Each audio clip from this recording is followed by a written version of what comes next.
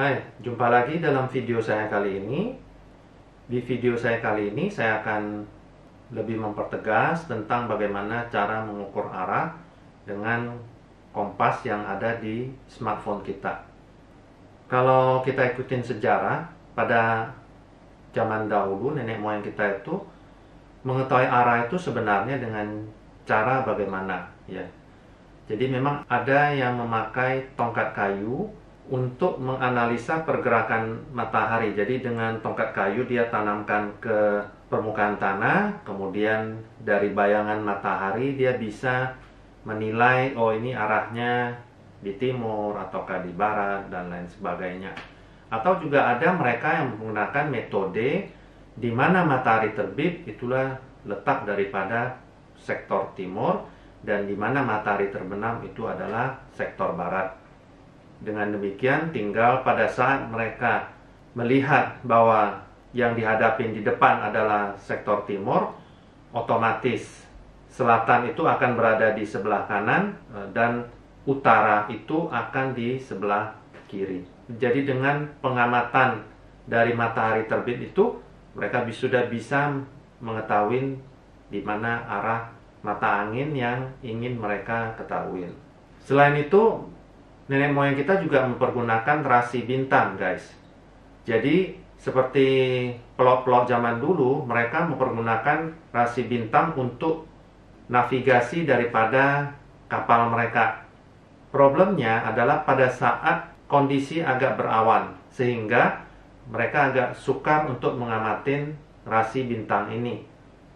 Di samping itu juga ada yang mempergunakan lokasi pulau-pulau. Jadi dengan mengidentifikasi pulau satu dengan pulau yang lain, oh di pulau ini mungkin ada ciri khasnya demikian.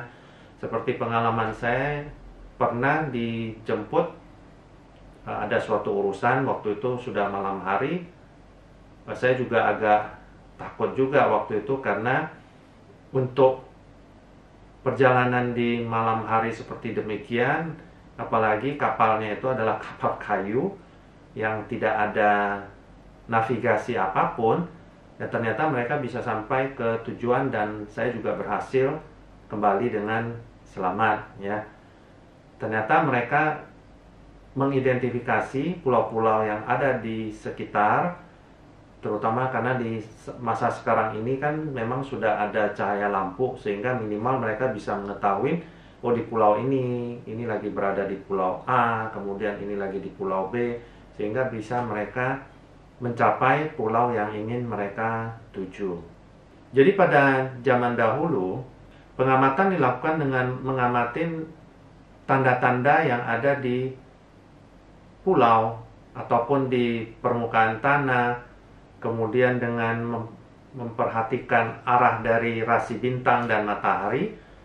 Suku Minoan kuno yang tinggal di Pulau Kreta di Timur Tengah dari tahun 3000 sebelum Masehi sampai 1100 sebelum Masehi tercatat mempergunakan teknik rasi bintang ini untuk mengidentifikasi arah.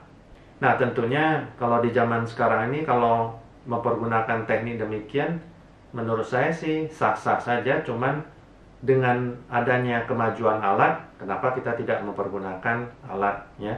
Kompas pertama dibuat dari batu magnet. Batu magnet itu adalah batu besi yang termagnetisasi secara alami.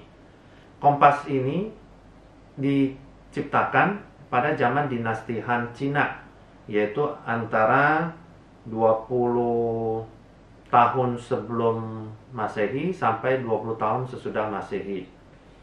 Kompas ini kemudian juga selanjutnya dipergunakan oleh dinasti Song yang ada di Cina, yaitu sekitar tahun 960 sampai 1279 sesudah Masehi.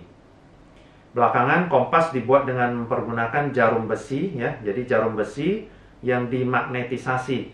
Jadi caranya jarum ini dipukul dengan batu magnet tersebut sehingga juga menjadi termagnetisasi. Menarik bukan? Nah, kita cerita tentang arah, ya. Arah itu merupakan salah satu parameter yang penting dalam Feng Shui.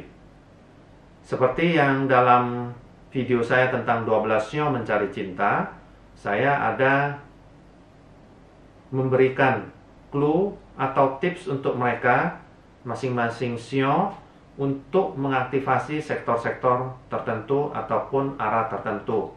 Kalau secara umum, seperti yang sudah saya katakan di awal, bahwa kita itu untuk mengetahui arah timur itu secara mata telanjang, patokan kita adalah mempergunakan matahari yang terbit. Dengan mengidentifikasi di mana matahari tersebut terbit, kita bisa tahu, oh ini adalah sektor timur. Sementara berarti yang menyeberangi daripada posisi matahari tersebut adalah sektor barat. Sudah di zaman sekarang ini sebenarnya untuk mengetahui ataupun mengukur arah dengan tepat biasanya kita mempergunakan kompas. Nah, kompas ini sebenarnya adalah suatu alat penunjuk arah yang bekerja berdasarkan sistem jarum magnetis. Kalau kita melihat peta, kutub utara di peta tersebut disebut sebagai kutub utara geografis atau geographic north, atau kita kadang-kadang mempergunakan istilah true north, atau juga kita menggunakan istilah astronomical north, atau bahasa Indonesianya adalah kutub utara astronomi. Arah utara yang diperlihatkan oleh jarum kompas itu berbeda. Dia adalah arah kutub utara magnetis, magnetic north.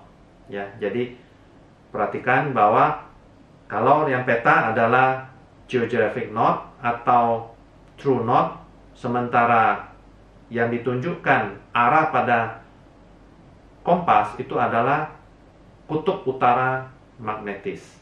Jadi kalau kita seandainya mengukur arah bangunan dengan mempergunakan kompas, yang kita ukur itu adalah arah bangunan dengan mempergunakan kutub utara magnetis sebagai referensi, bukan kutub utara geografis ataupun true north ataupun astronomical north. Nantinya akan terbentuk sudut antara magnetic north dengan true north, yang kadang dia bisa berputar ke kiri ataupun dia berputar ke kanan, atau kita istilahkan sebagai deklinasi. Jadi bisa deklinasinya ke kiri atau deklinasi kanan. Jadi dia tidak selalu sejajar. Kadang-kadang memang dia bisa sejajar.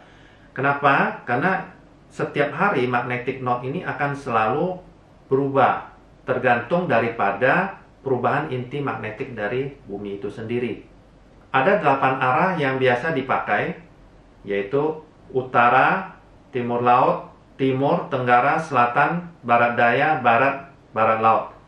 Di mana setiap dari arah ini mengambil sekitar 45 derajat. Jadi setiap dari satu lingkaran, setiap 45 derajatnya itu adalah menunjukkan masing-masing satu bagian arah mata angin. Kalau kita bagi dua, arah utama atau primer itu adalah timur, barat, utara, dan selatan. Sementara arah mata angin yang sekunder adalah tenggara, timur laut, barat daya, dan barat laut. Arah mata angin biasanya sering suka disingkat. Ada yang mempergunakan bahasa Inggris, N, NE, E, SE, S, SW, W, dan NW.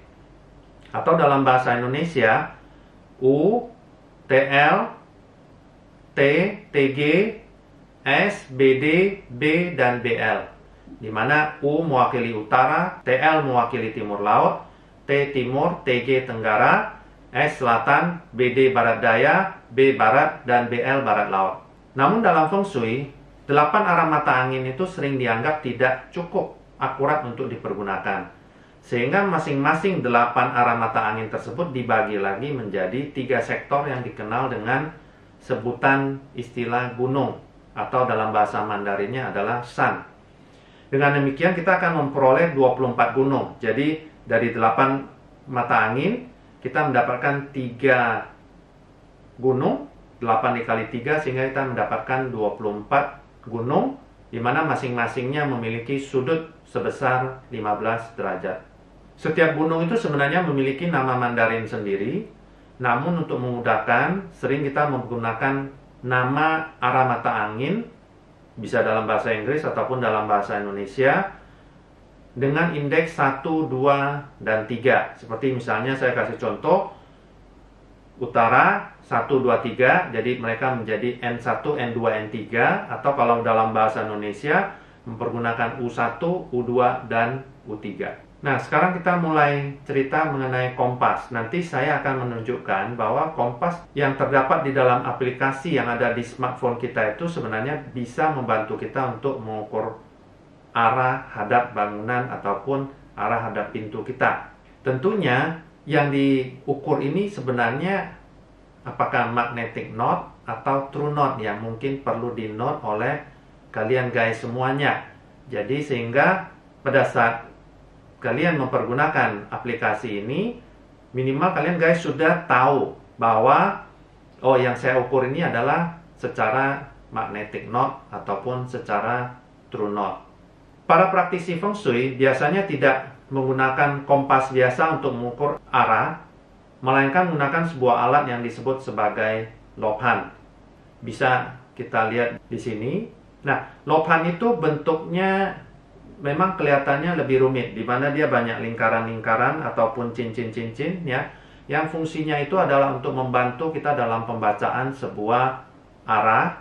Namun sebenarnya lobhan ini secara garis besarnya atau pada umumnya adalah kita anggap sebagai alat pengukur arah. Hanya perbedaannya dia memiliki cincin-cincin yang bisa membantu kita untuk menganalisa suatu bangunan dengan lebih akurat, tentunya dengan keilmuan yang ketahuin oleh pakar Feng Shui tersebut.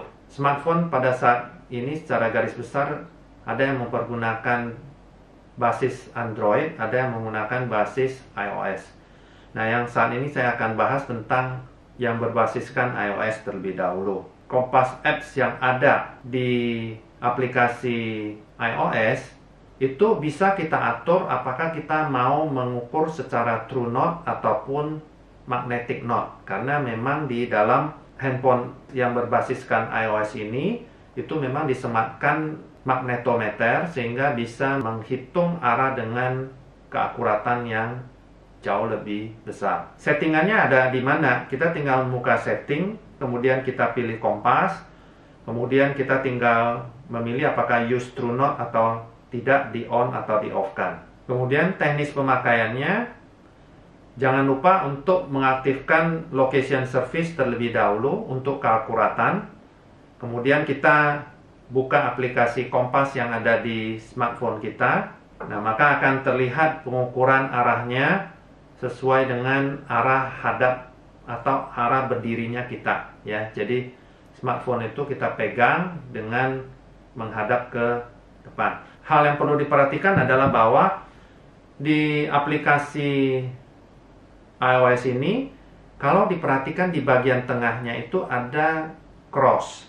Nah, crossnya itu diusahakan mengenai cross yang paling besarnya. Jadi dia ada cross kecil dengan cross besar. Usahakan cross kecilnya itu menyatu dengan cross besar.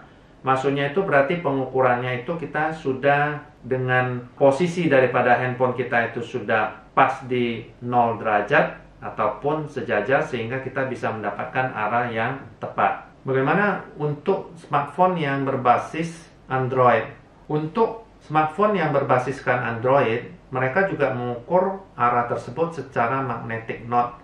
Silakan dicari di aplikasi Anda, ada tulisan apps kompas, silakan dibuka.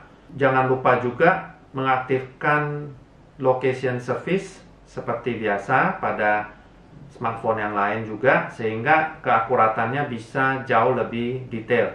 Kemudian selain itu di smartphone Android ini juga dia tidak mempergunakan tanda silang atau cross seperti yang ada di iOS. Silakan di swipe ke kanan, maka akan kelihatan berapa degree, istilahnya handphone yang kita pegang itu berapa derajat kesejajarannya dengan permukaan. Jadi pada saat kita melihat sudah hijau atau 0 itu berarti ukuran yang kita pakai itu sudah lumayan, berarti stabilnya sudah cukup kuat, bagus, sehingga kita bisa mengukur arah itu dengan lebih akurat. Dengan adanya panduan ini, mudah-mudahan bisa membantu kalian guys untuk supaya bisa mengukur arah dengan tepat dan baik seperti yang ada di video saya tentang 12 sio mencari cinta. Sampai jumpa lagi di video saya yang berikutnya. Silakan di like, komen, subscribe di bawah ini.